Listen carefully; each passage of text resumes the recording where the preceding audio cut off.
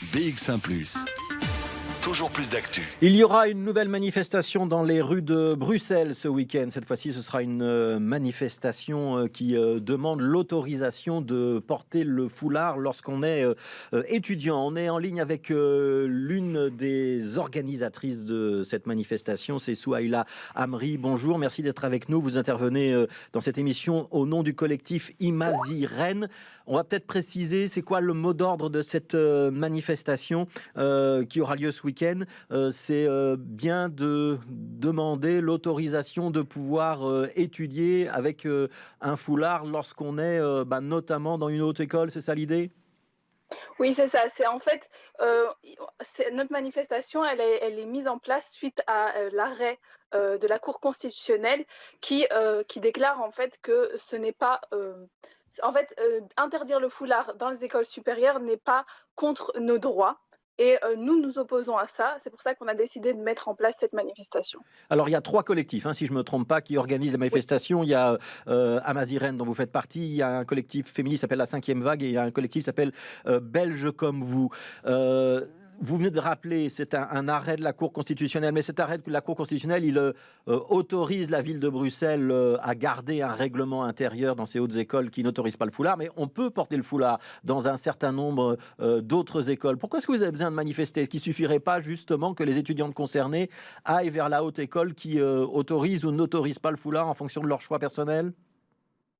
Nous, ce qu'on constate ici, c'est qu'on nous demande d'aller vers des écoles qui nous autorisent à porter le foulard et donc de sélectionner les écoles en fonction de critères qui ne devraient pas être existants. Les seuls critères qu'on devrait prendre en compte pour avoir une éducation, c'est les critères qui sont liés à l'enseignement qu'on veut avoir. Ici, maintenant, on me demande par exemple d'aller dans des écoles qui nous autorisent à porter le foulard, mais peut-être que ces écoles sont très éloignées de là où j'habite et du coup constituent une contrainte supplémentaire à l'éducation. C'est énormément de contraintes qui s'ajoutent déjà à des situations qui sont parfois très difficiles et qui ne sont en fait justifiées en rien. Parce qu'on nous parle d'une certaine neutralité, mais la neutralité inclusive existe et devrait être mise en application. Oui, qu'est-ce que vous répondez donc justement à Fawzia Arish, qui est l'échevine de l'éducation, de l'enseignement à la ville de Bruxelles et qui dit qu'elle souhaite pour les écoles qui dépendent de la ville un environnement éducatif neutre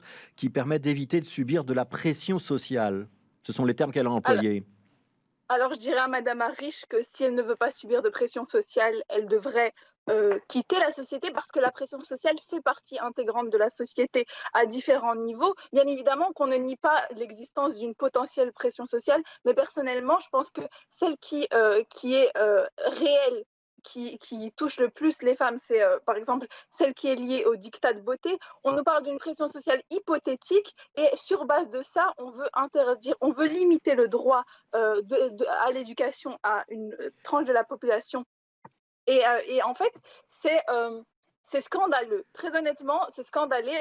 Et ces propos de Madame Arish, je trouve qu'ils sont choquants et qui sont, enfin, ces propos sont très antidémocratiques, surtout de la part d'une femme qui parle de défendre l'égalité de l'enseignement, etc.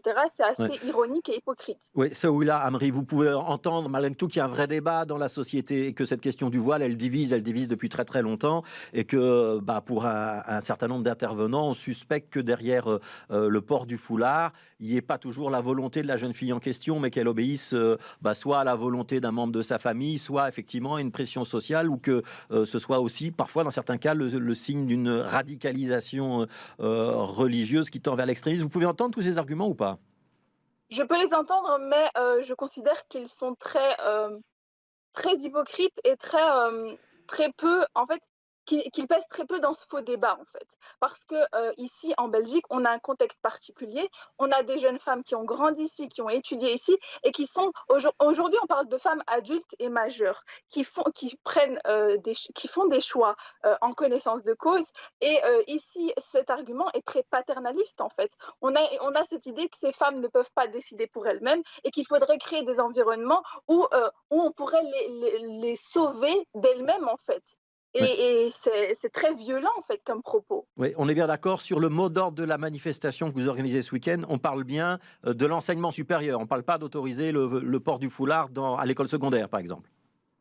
Ici, on s'est concentré sur les écoles supérieures, en ce compris les hautes écoles, les universités et les établissements de promotion sociale. Alors, une question sur l'organisation de cette manifestation. Vous savez qu'on est en période de crise sanitaire avec le Covid-19, qu'il y a eu beaucoup de débats justement déjà avec une manifestation précédente, c'était Black Lives Matter il y a un peu moins d'un mois maintenant. Vous avez obtenu l'autorisation, mais il y a des conditions. Vous allez devoir respecter un certain nombre d'engagements ce week-end.